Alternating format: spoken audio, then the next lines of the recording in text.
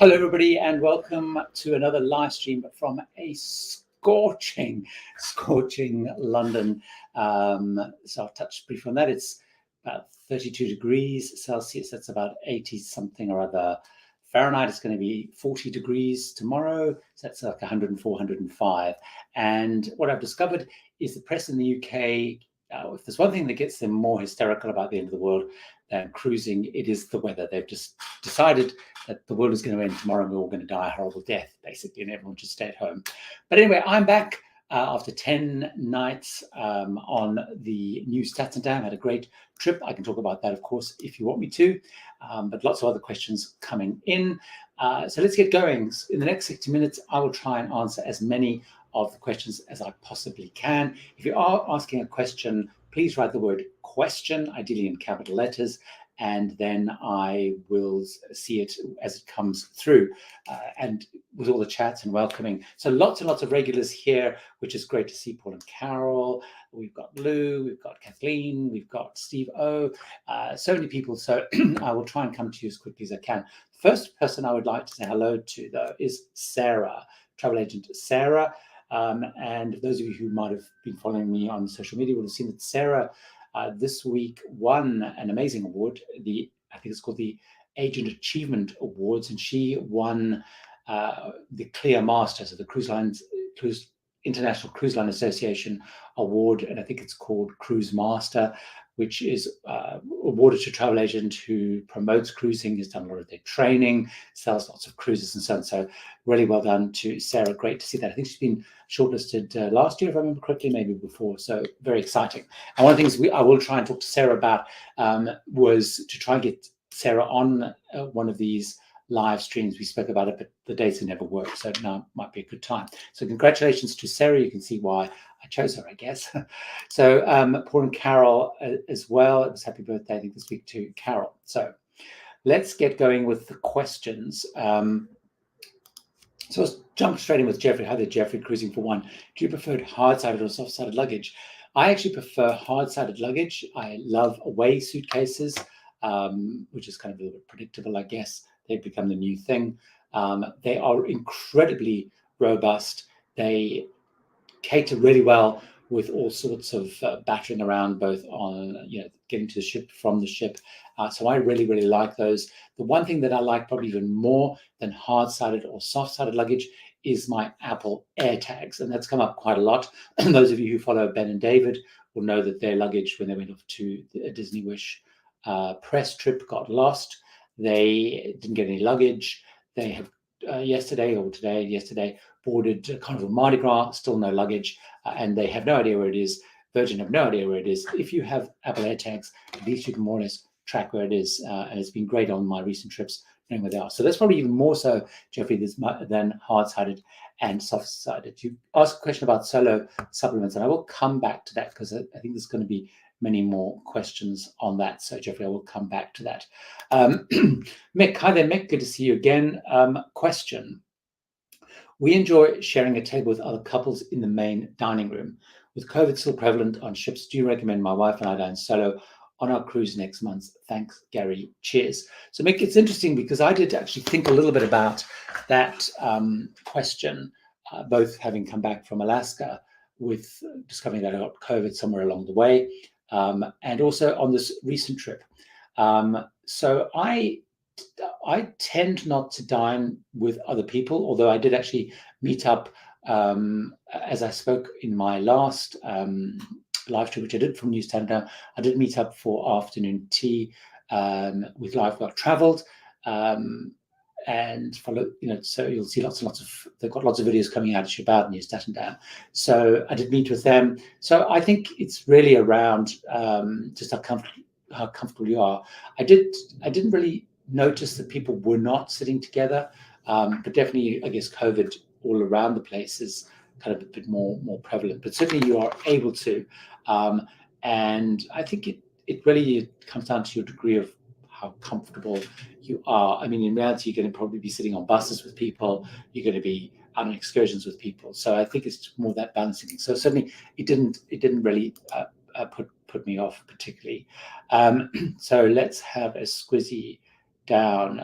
Lou, looking forward to hearing all about your cruise. So I wasn't going to talk about it a lot, but maybe I probably should talk about it a little bit more. It was the third time I've been on New Dam, and as people know, I am kind of a fan of Holland America, and having been just on Princess cruises recently, like literally 2 weeks before, and getting on Holland America, it also reminded me of why I prefer Holland America so much more. I think I do like the Holland America ships.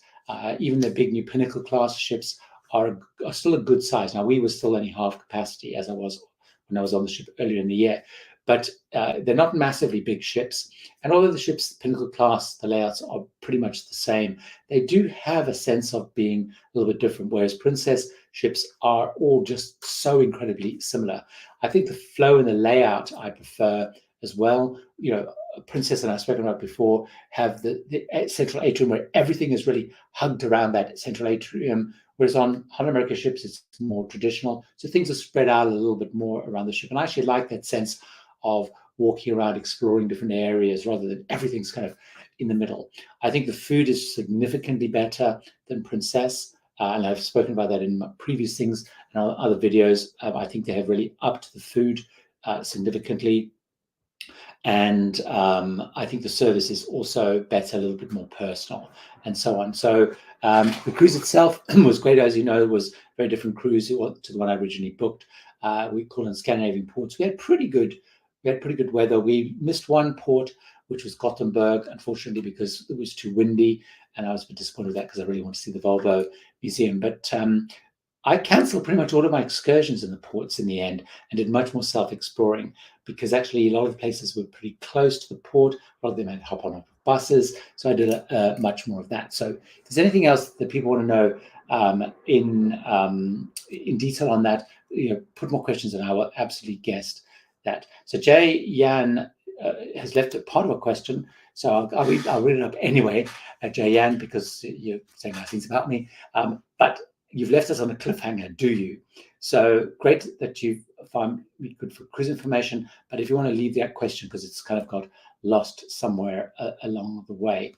Here we go. Here's another question which I can't quite answer in full. So Michelle asking, why do you like so much Holland America Oosterdam? Now, actually, Michelle, I've not been on Oosterdam yet. I'm actually going on Oosterdam in February. I'm doing a 2-week cruise around South America.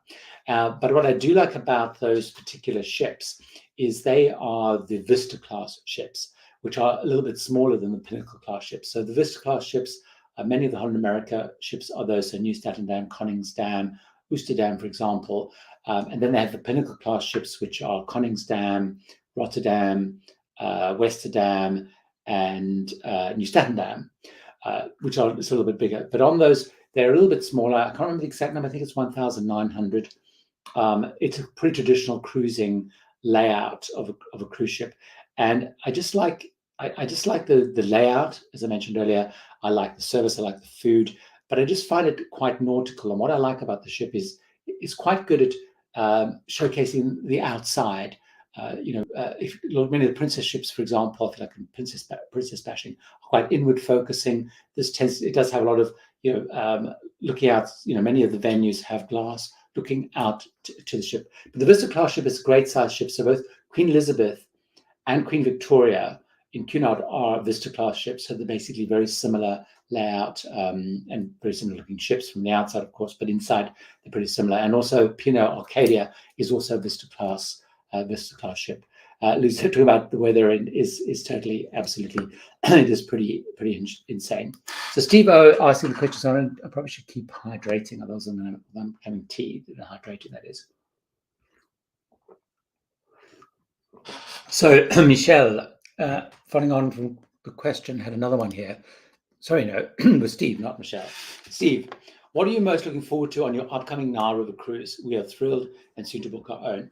So, in terms of the Nile cruise, the one thing that I am looking forward to the most, and I'll talk about a bigger context as well, but the one thing that I am absolutely most excited about, and was actually the reason that I specifically chose Amma Waterway over some of the other options, Uniworld and Viking at the time, was because I could go to see Abu Simbel. Ever since I was Simbel, I'm not sure how you pronounce that correctly, but ever since I was a little kid, and I read about Abu Simbel and how they had moved it when they built the Aswan Dam because it would have been underwater, and these big, is it 90-foot high? I can't remember, these big and I've forgotten the name of the damn god now. Anyway, they have four or five of is it Ramesses, I think.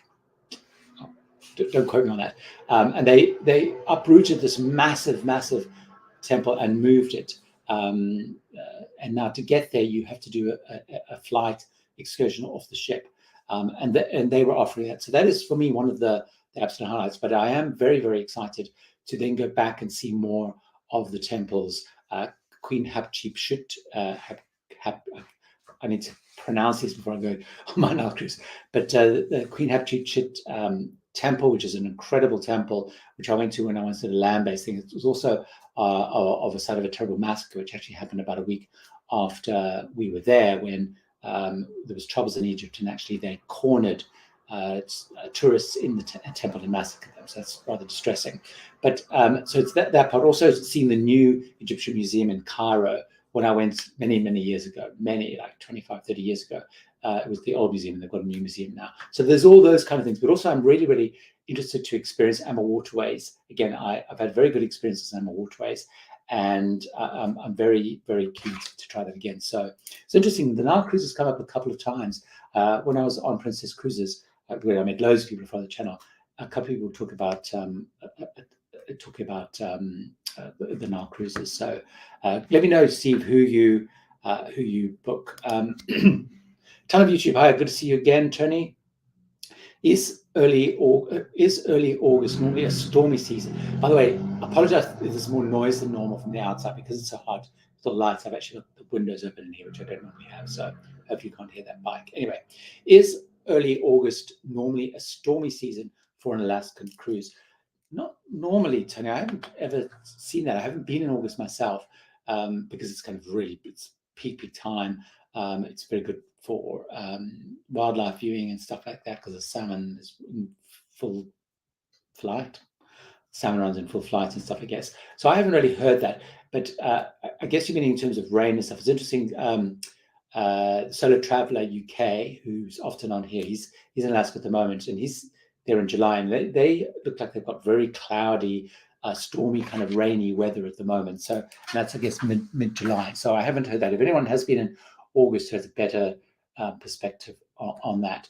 Stephen, hi there, Stephen. When is the Australian season? So Stephen, the Australian season is normally, the bulk of the season runs in their summer.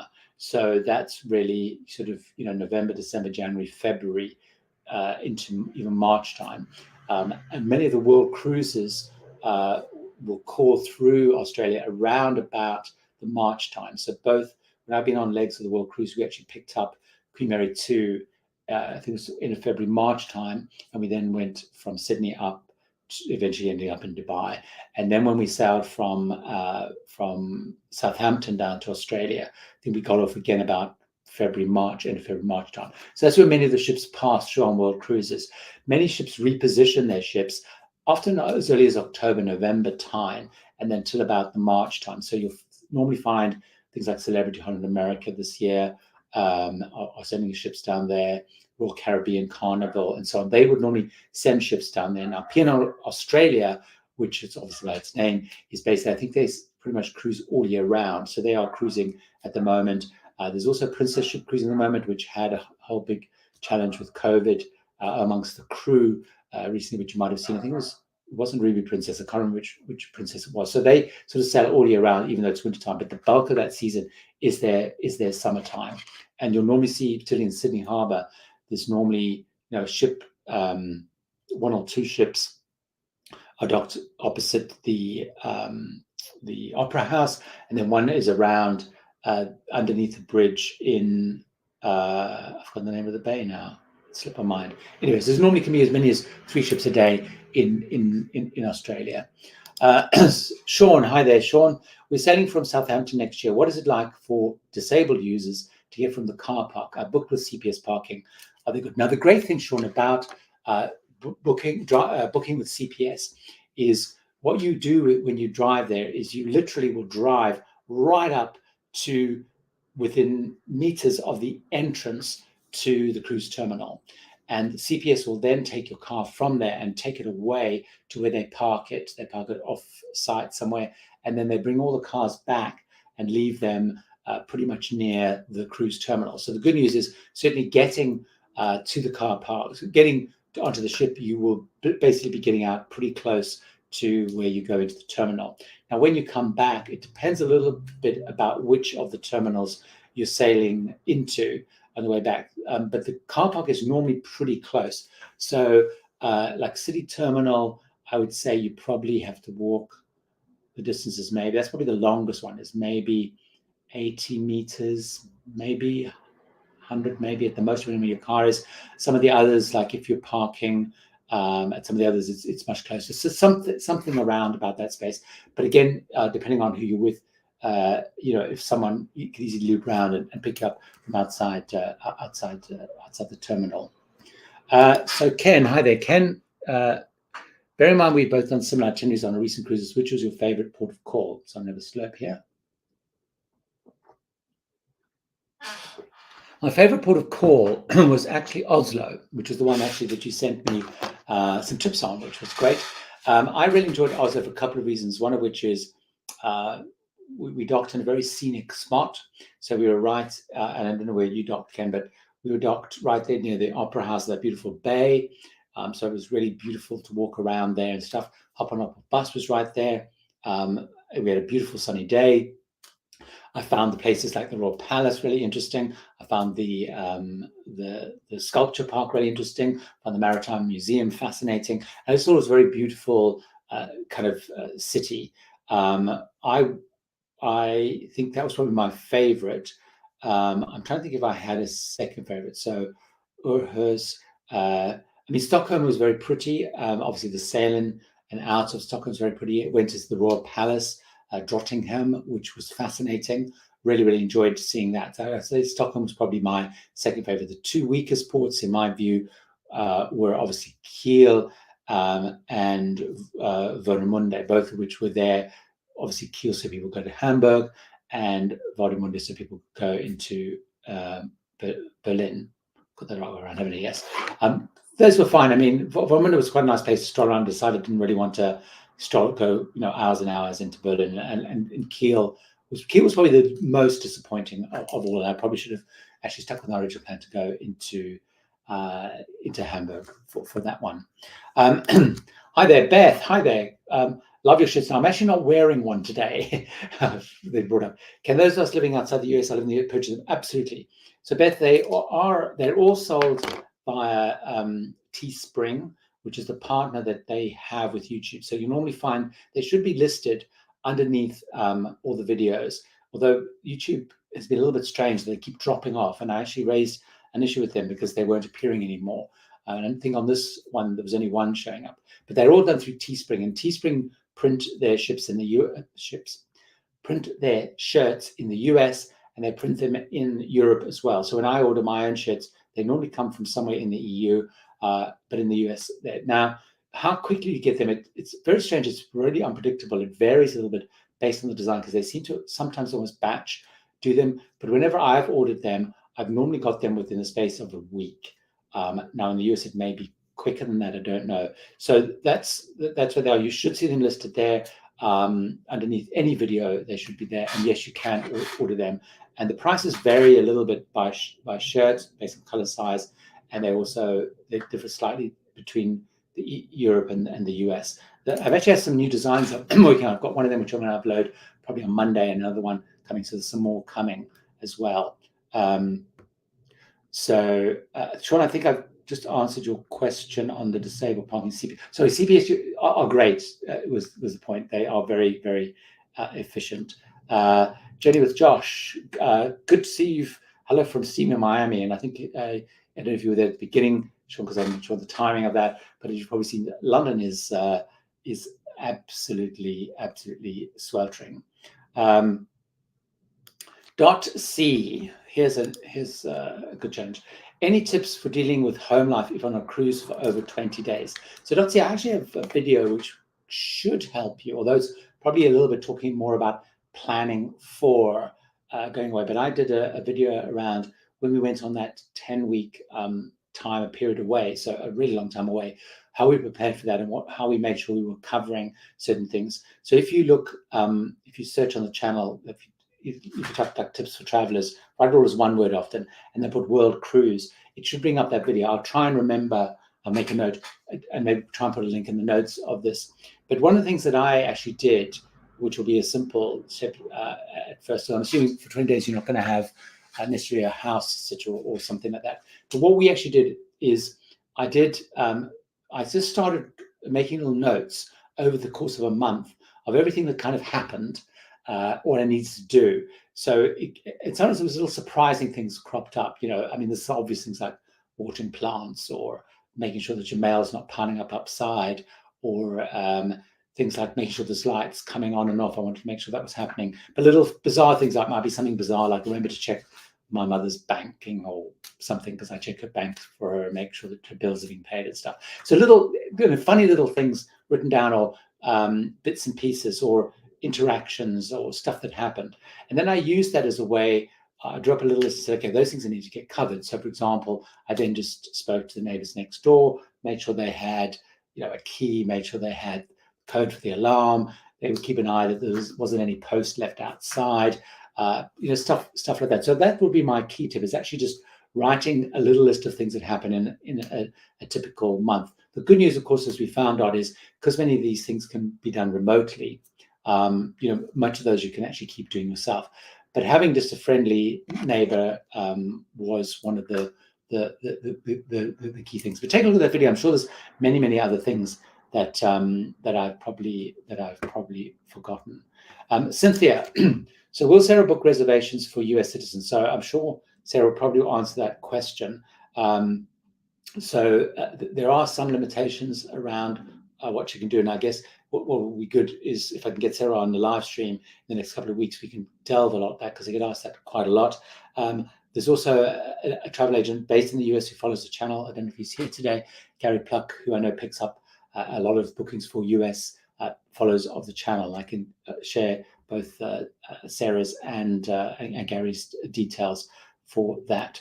Okay, here's a good one. Andrew has been following what I post on my community tab, which is really great. People are really good at interacting with the stuff on YouTube community channel. So hope you're keeping well, definitely.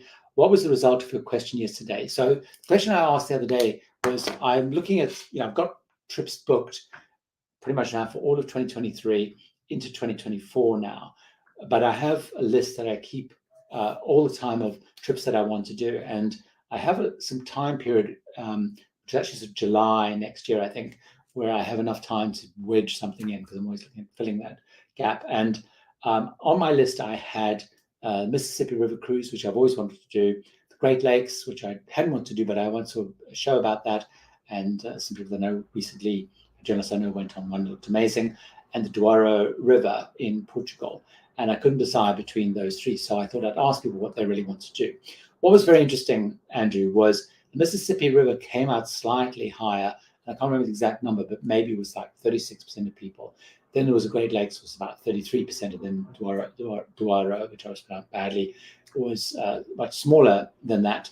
Although it really split people, because a lot of people were saying the Mississippi River it's a dirty, great brown river, and it's really boring. People have been on it, and the Great Lakes is much more interesting and exciting. So that's where it came out. I haven't decided which of those I'm going to do, but it was really interesting seeing they kind of were a little bit neck and neck. I've always wanted to do Mississippi, but because of the sort of the history and stuff I was kind of interested in, but I'm sort of leaning a little bit more towards the Great Lakes. And interesting, quite a few people follow the channel at various points around the Great Lakes. So, and saying, we'll call in there, and when I call in there, they'll show me around and stuff. Ryan, hi there, Ryan.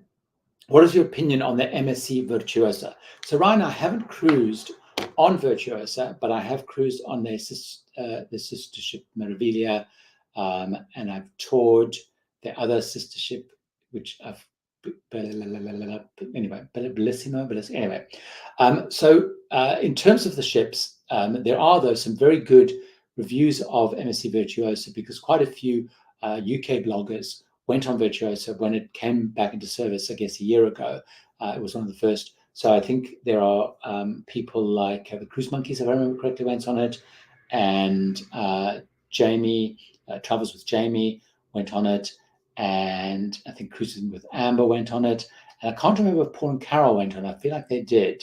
So Paul and Carol, let us know if you went on it as well. So there's quite a lot of content around Virtuosa out there. As a ship, it's not a ship for me, and it's not a line for me, partly because it is enormous. So if, Ryan, if you really you want a big ship with lots of options, you want a ship that's got gazillions of bars, lots of restaurants, it's got the water park, it's got massive big kids club, it's likely to be more vibrant at night. It's a kind of a going out at night thing, particularly if you're cruising if you're getting into the Caribbean. I'm not sure if it's the Caribbean or Mediterranean where it is, or it's like the UK, but it's going to have a more youthful family crowd. Now, the one thing to watch out with Virtuosa and with MSC generally, my recommendation would always be, if you're going on MSC, to see if you can stretch to the Yacht Club. Now, the Yacht Club is the ship within a ship. It's sort of more premium cabins, but MSC pricing is pretty sharp anyway, so you've got a strong chance that you can get a pretty good deal on a Yacht Club. It's because it's a ship within a ship, it means you can escape, kind of a little bit of the madness, if you like, the many people that will be on Virtuosa. It's a little bit of a sanctuary. You have your own restaurant, you have your concierge there, you have a pool deck, a bar, all that sort of stuff, and nice cabins. So it's a good way of to tap into all of that goes with Virtuosa, but also retreat a little bit into there, and you can get some really good prices on it. But take a look at some of those reviews. I mean, there's some people that really love Virtuosa, some that didn't. I think one of the watch outs with MSC is, or things to be aware of, is MSC cater very much for families. So if you ever plan to go on an MSC cruise in summertime, school holiday time or Christmas time, be aware that there's this very strong chance in normal times that they will be selling over capacity. The way that capacity works on a cruise ship is capacity is declared as lower berths. So normally it's 2 people per cabin. Obviously, with some ships with solo cabins, that counts as 1 person. But it's basically fixed beds, if you like. But if you take ships like Virtuosa, Meraviglia, and so on, many of their cabins have a lot of extra beds. So, for example, when I went on Meraviglia, we were actually doing it was it was like a shakedown sort of cruise, and the point was being is they would normally, they can take, I think it's 4,500 if I remember correctly, is lower berths, but they were saying they were booked at 6,000 plus in the summer season in the Caribbean or wherever they were heading off to because of all the extra capacity. So bear in mind, if you're booking at those busy times, the ship will be can be very full. So that's why, again, the Yacht Club is a great idea. So Jan Marie WV, it's sort of a rhyming thing. So I'm going to take a slurp here. What kind of dancing can we expect to do in Holland America? Do we need to practice up on a ballroom dancing? So January, not really.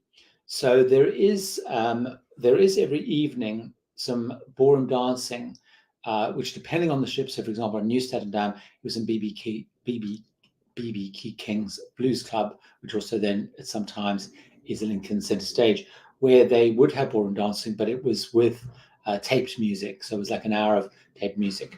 Then in the music, other music venues, so like the Rolling Stone Rock Room, for example, or BB King's, it would be much more like bluesy, jazzy dancing, rock kind of dancing, so just normal dancing, if that's normal dancing, the wrong thing, but just kind of regular dancing. You don't have to know the routine stuff. So certainly on New Amsterdam, you'd have people dancing in Rolling Stone Rock Room, you'd have people dancing on BB BB King's nights, and then you would have some ballroom dancing.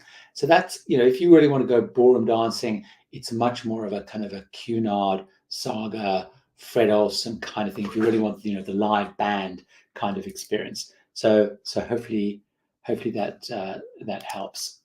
Alan, hi there, Alan. We're on Queen Elizabeth from Tokyo to Vancouver. Very nice itinerary.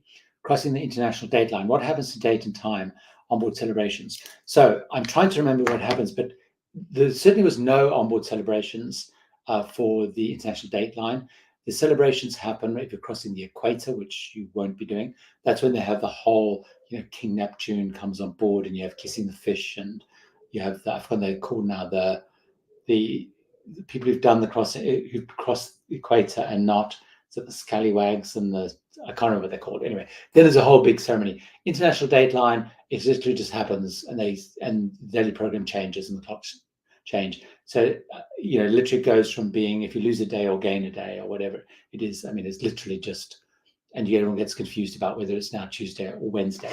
So it's pretty much a non-event, other than you get confused what day it is. But certainly there's no celebrations. Certainly when we were on Queen Victoria and when we were on Queen Mary II, there were none at all.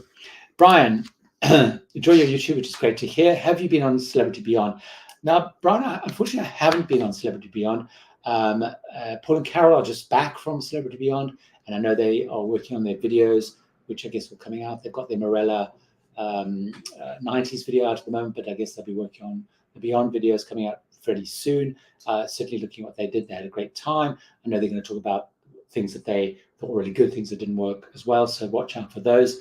I haven't been on Celebrity Beyond, not because I don't want to go on Celebrity Beyond. I was actually invited originally on one of their shakedown cruises, which was when it came out of the shipyard, which was always a great opportunity to see a ship. You don't get a sense of the cruise itself because it's all journalists and trade and stuff, but you just get to see the ship, so that's good. But none of the sailing dates work because, as I mentioned, because I booked all my 2022, I booked all my 2023, I'm now booking 2024. If something like Beyond comes along, unless the dates really work, I can't fit it in. And because many of the itineraries have been 10 days or longer, I haven't been able to fit it in. But I'm going on Edge next month, their sister ship, but I haven't been on Beyond. People who Beyond generally have really liked it. There was another blogger that was on Beyond recently, and he really liked it as well. I'm trying to think if he's done any videos on them. I will have a think, and I'll mention him again, because rather than direct you to something else. So Jim, why do you use a travel agent versus working online or with the lines? What does it cost and what does it provide? I don't get it. Never used it before. So Jim, this is a great question. And again, that's another good reason for having Sarah and maybe even Gary on why I've done a whole video, Jim, about this in more detail. So I'll also direct you towards the video, because I'll go into more detail than I will here, but I'll give you some headline things here. So again, if you just look for if you type in Tips for Travelers, in YouTube, if you type Tips for Travelers, tend to write it all together and put travel agent, the video will come up. But basically, I'll ask the last question first. It costs nothing at all to work with a travel agent. The travel agents, they earn it from their commission from the cruise lines. So it doesn't cost anything. Now, I know some travel agents in some areas in the US, like planning Disney vacations, things, do actually charge fees now for doing that, I guess, because they're not earning the commissions or whatever. But certainly in cruising, you don't. Now, the cruise lines are almost a little bit obsessed about agents. Agents are their most important source of business. So actually, whenever you go to anything with cruise lines, is they actively encourage people and really are very, very supportive of agents, which is a signal in its own self. So the reason I don't work with the cruise line is work with the travelers is a couple of things. First of all, they can package all sorts of stuff together and look at the various different options. Oh, sorry, let me step back. The first reason is it will never, ever, ever cost anything more to go with a travel agent, and the cruise line will never undercut a travel agent. They do not undercut travel agents. So unlike if you book direct, say, a hotel at Hilton, Hilton will advertise, they will always give you a better price going direct. Cruise lines do not undercut travel agents because travel agents are critical to their business. So they do not undercut them. So you will never get a better price. Now, of course, you have to watch what promotions are going on, but your travel agent can always get that promotion for you. Secondly, working through a travel agent is they can look at the best combination of stuff. So with Sarah, for example, we will decide sometimes we'll book the flights with the cruise line, sometimes we won't, sometimes we'll book the pre and post stay with and without. So she can kind of flex all that, find the best routes, the best deals, the best combination. But also really importantly, particularly when things don't go smoothly, which they have not through the whole COVID situation, and it's still with flights. The great thing about at the moment, flights are being cancelled left, right, and centre. As we know, Heathrow have told cruise lines to cancel flights. They're understaffed and so on. So basically, the advantage of the travel agent is she can sort out when anything goes wrong. So Sarah, when I have to cancel something, I pick up the phone to Sarah. She will answer within 30 seconds, not as we've seen some cruise lines. I was listening to some people on Holland America. They have been holding on for 2.5 hours to try and talk to Holland America around flights being cancelled. Literally, I can send her an email. I can speak to her within a minute, 2 minutes, and then she can sort out all the changes. So if there's a ripple effect, so she can cancel my flight, change the hotel, change the transfer, et cetera, and I can speak to her immediately because by email, whatever. So I know some cruise lines have their personal cruise consultant. It's not the same thing as a travel agent. So, I feel sorry for Sarah in many ways because during the pandemic, she was constantly canceling so many complicated things, reorganizing them. But certainly, I saw it again this week. SAS went on strike. The airline, Holland America's airline of choice to get everyone to the Copenhagen stuff was with SAS, and people were going frantic with downstairs because of the pure volume of stuff. Holland America were basically prioritizing, by time. I did see the day before we got off the ship, people going crazy still downstairs because they didn't know what their flight changes were. One of the travel agent is, if that had happened to be Sarah, would have been on the case and sorted it. I wouldn't have had to queue up and stuff. So it's that kind of when things go wrong kind of stuff. The other thing that's really important, Jim, is the reason, and that's why I direct a lot of new to cruise people. Now, you may be very experienced and know ships really well, which I kind of feel I do myself, but I still use an agent, and I direct new to cruise because I get so many questions around cabin choice, side of ship, cabin grade, what's included, what's not included. And a travel agent can spend time talking people through all those different permutations. And that's really important. The other thing is really important is, I think you're right. If people are clear, I want to go on Celebrity Beyond on this itinerary, on this date, in this cabin, maybe going direct is the easy option. But sometimes he's saying, I want to go to the Mediterranean, I'm thinking of going on this ship and that ship, or this line and that line, and they can talk people through it. They get to know it really well. And also importantly, linked to that is, like, Sarah now knows me so well in terms of what I like, what I don't like, cabins I like and don't like. So I can literally say to her, I'm thinking of going on the Mississippi River cruise. What should I do? And she can give me another perspective. So I don't know if I've given that a very clear way, but you're right. Some people really struggle to understand what value they add. I do all of my bookings through it, and hopefully that's helped a bit. The secret, though, Jim, can I just say one secret which you raised, which is a really important point? What a lot of people do, and I've seen a lot of people do, and a lot of people contact me, is they move from going direct to the cruise line to one of the online agencies. So they'll go because it's online agencies which will give great discounts. And then they get very frustrated because they don't have the same person, they have the same call center. It's really, really important, I think, if you're using a travel agent, to use an individual, a person, not go to, I won't quote names, but online cruising company dot something or other, because it's a bulk sell. It's a call center kind of setup. So people liking the air tags, good Jeff like the air tags, and Love Travel liking the away luggage. So next question coming up here. Damon, sorry, I have a slug. We really like sailing on America, but prefer smaller ships under 2,000 cruises. Is another cruise line with a similar cruising experience to how we should consider? Well, obviously, Damon, the Vista class ships, I think I'm right in saying, are under 2,000, so that obviously will help. Pinnacle class, less so. So I'm like you. So the lines that I think are very similar, or certainly ones that you should consider, I think Oceania is a really good option to look at. Now, they're not as traditional in many ways as Holland America are, but they have a very similar feel about them. The ships are more contemporary, and they're going to become even more contemporary because they're redoing all the ships again.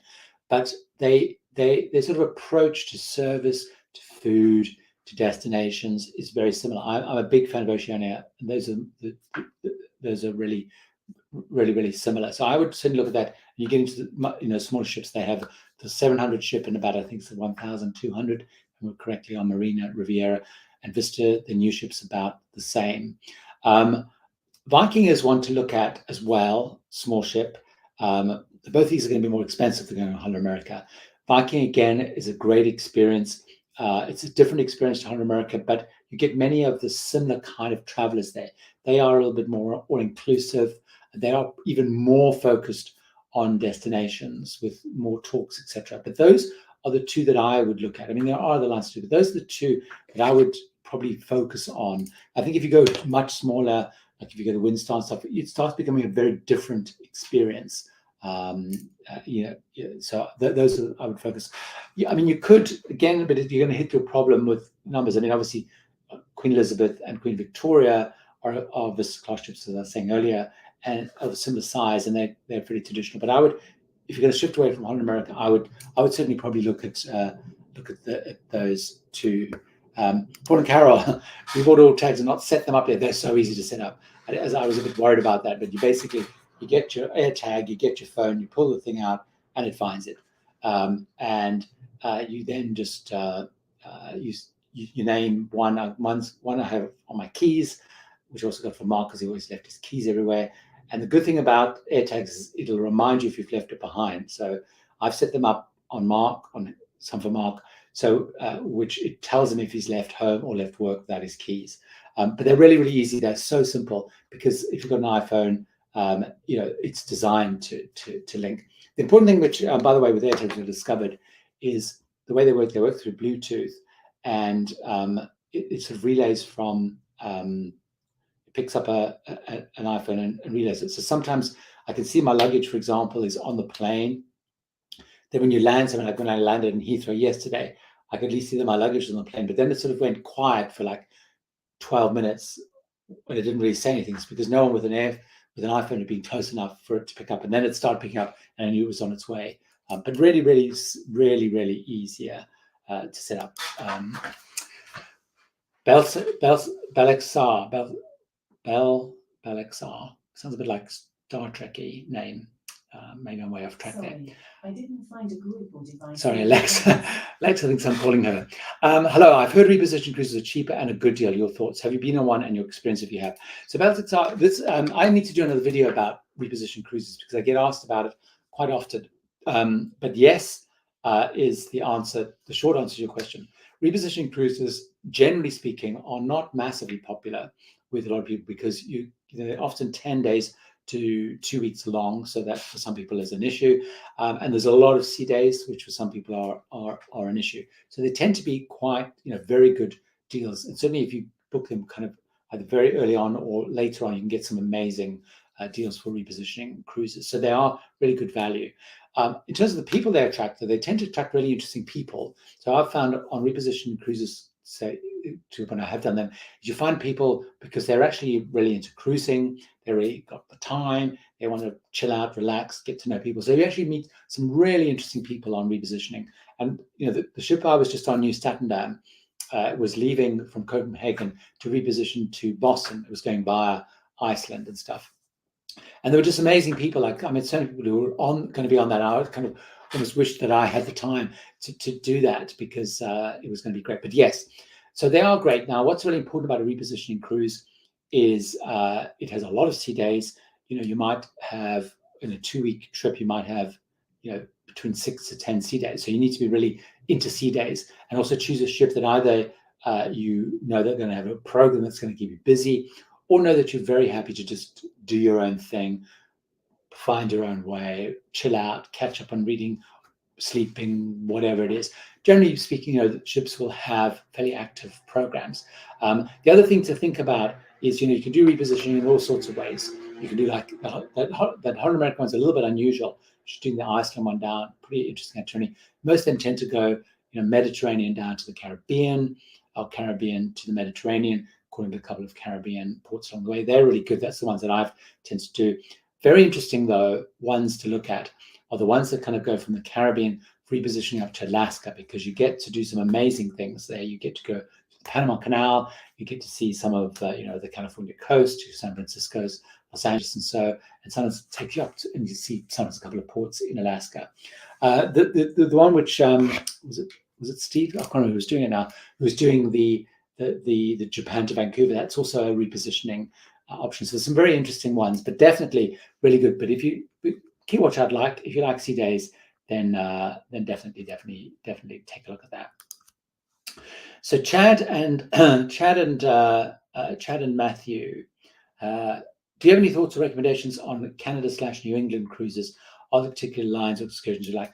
So Chad and Matthew, I do have a thought. I desperately want to do one. I had a really nice one booked, and then the pandemic happened and got cancelled, and then it was actually on Holland America. It was one of their smaller ships that got sold, and they now have brought it back, and I just haven't got a chance to wedge it in. So the itinerary looks fantastic. That Montreal to Boston itinerary looks fantastic. It has a good mix of scenic as well as historical places as well. So in terms of I can't talk about excursions because I haven't done the excursions, but I think Holland America, because they do that every year, quite a few of those, and they do them. They do. I can't remember. They did 5 or 6 maybe at the sort of as we head in more into autumn. That time period. They might also do some at the beginning, at the end. It goes into spring, but certainly they have done that itinerary for a long time. Viking also have some interesting itineraries there as well. So take a look at that. And I've actually more recently was looking at Oceania. They do it, I think it was on Signia, one of their smaller R-class ships, because you do want to go on a smallish ship, from what I could see, in terms of some of those ports of call. So I would look at those. It tends to be slightly more traditional lines, I guess, maybe of the audience. So for example, Cunard do one on Queen Mary 2, but they don't. I think the one that really appealed to me was the one that goes Boston to Montreal, because you go right through its St. Lawrence River. Anyway, my geography is wrong, but it was just a much more interesting itinerary. So that sort of little hoop, U shape, C shape, whatever it is, those were the ones that I certainly was focusing on. Scott, an equipment question. Do you have any noise cancelling headphones for travel? If so, which ones do you like? Yes, I do. They're over here in my study. I won't go and fetch them, but I have Bose ones. I think they're called Bose Comfort 2, if I remember correctly. In fact, they might show up. If you hold on a second and look on my Bluetooth thing. Bose QC35 2. But basically, it's the Bose ones. I really like those. I've had over the years. I've had those different versions of them. Probably for when I used to do a lot of when I was working full time for J&J, traveling globally, all the time. So that's probably 15, 20 years I've used Bose. I think they're really, really good, but they're the big sticky on ones. I know Bose now do the little sticky in the ear and the sticky in the ear ones. So I just saw a little. I'm trying to find it now. I just saw a little super chat. There's so many questions. I need to try and speed up. I'm trying to see. There's a little question came in from Patrick. I'll try and bring it up here. Patrick did a super chat. Do cruise line companies have a bonus system where you can collect points to use on your next cruise? Maybe something similar to what airlines do. Sorry, I can't bring that up, Patrick, because I can't. If I can bring it up, but thank you for the super chat.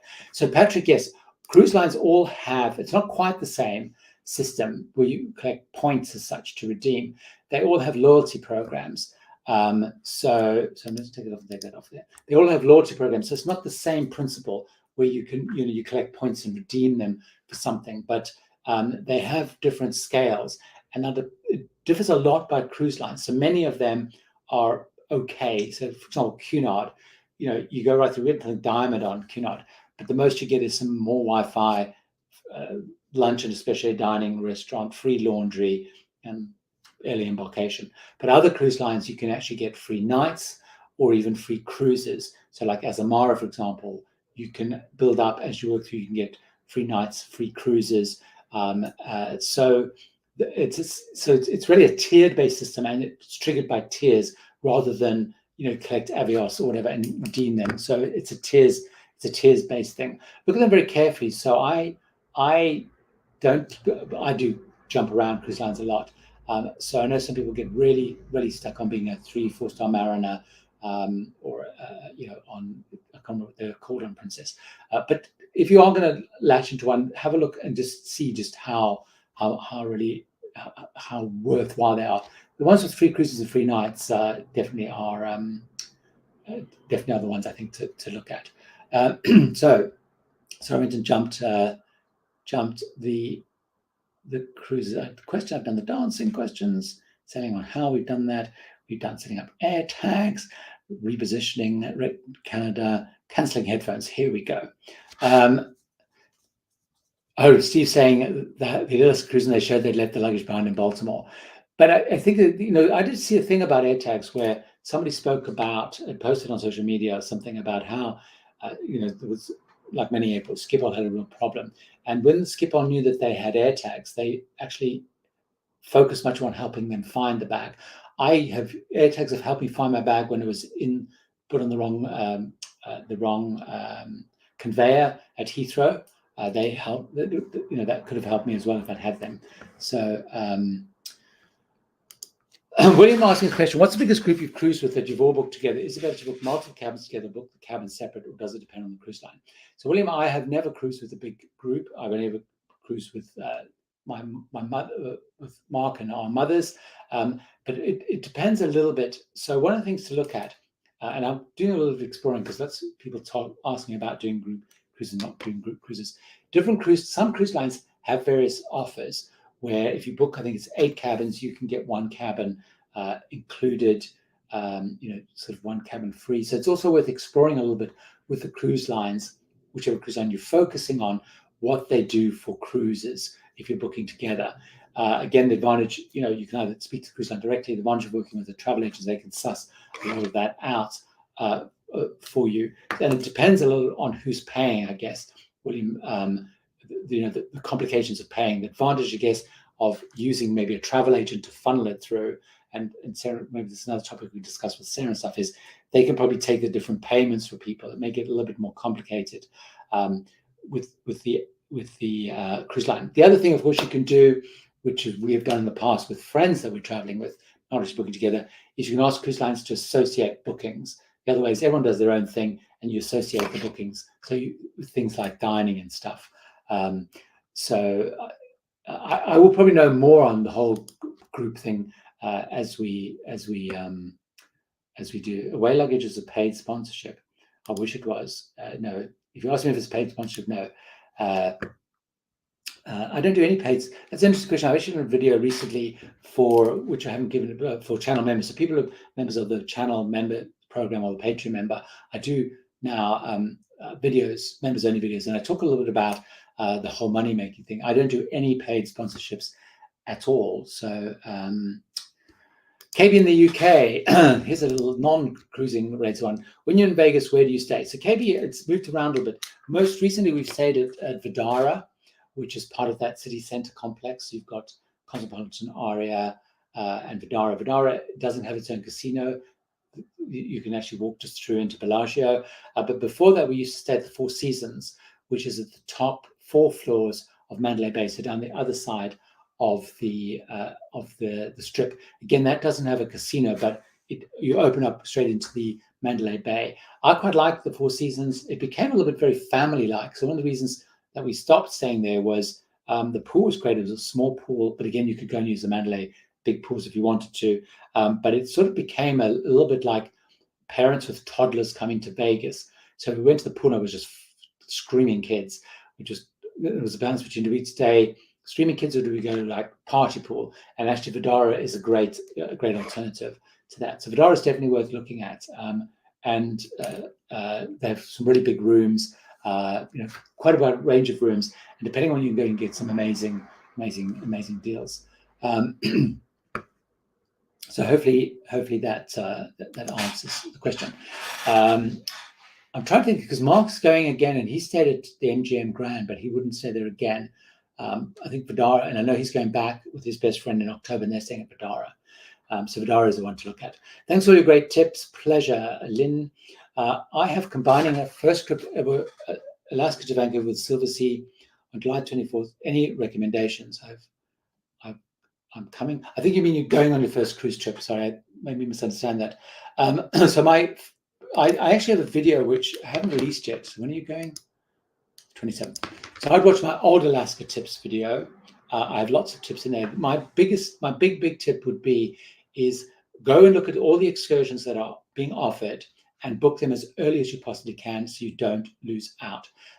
Many of the big excursions, public excursions, get sold out.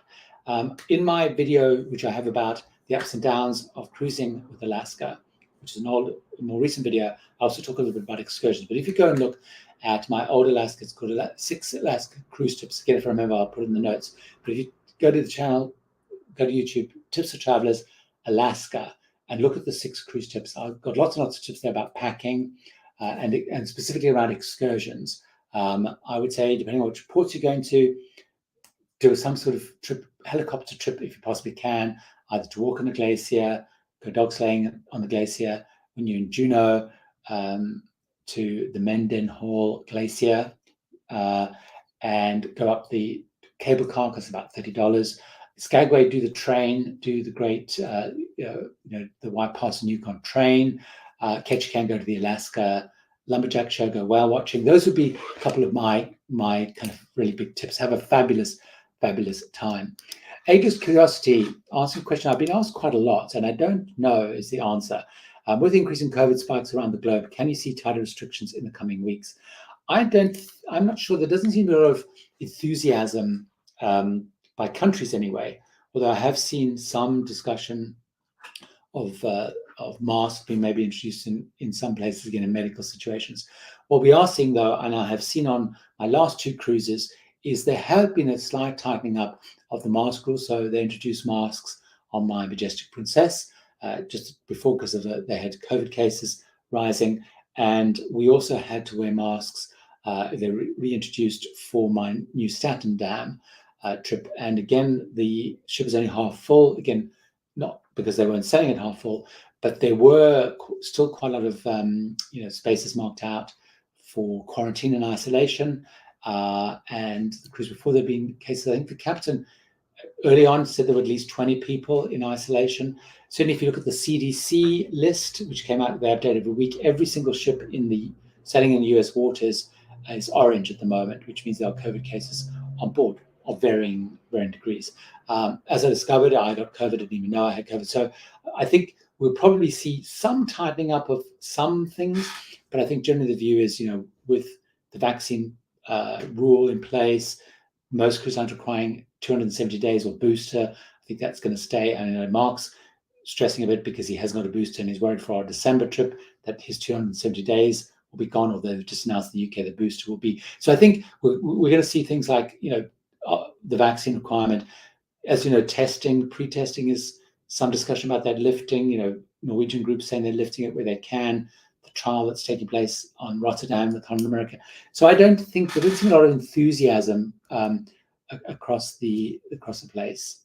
Richard, what direction do you think cruise prices are going? Really, really interesting, because if we look at next year, cruise prices are really significantly jacked up, and certainly into 2024. When I looked at the price of my 2024 cruise on Queen Anne, it was crazy high. So I think we're seeing certainly for 23, 24, the cruise lines are trying to push high prices. So people that are coming in early and trying to book for next year, they are assuming these people are desperate to travel, and probably are, and the prices are high. They are significantly higher. When I look at the price of Queen Anne versus what we paid in this year and what they're projecting sort of 18 months out, it was like 15-20% higher per day, something like that. At the moment, though, if we're talking about now, prices are very volatile, up and down all over the place.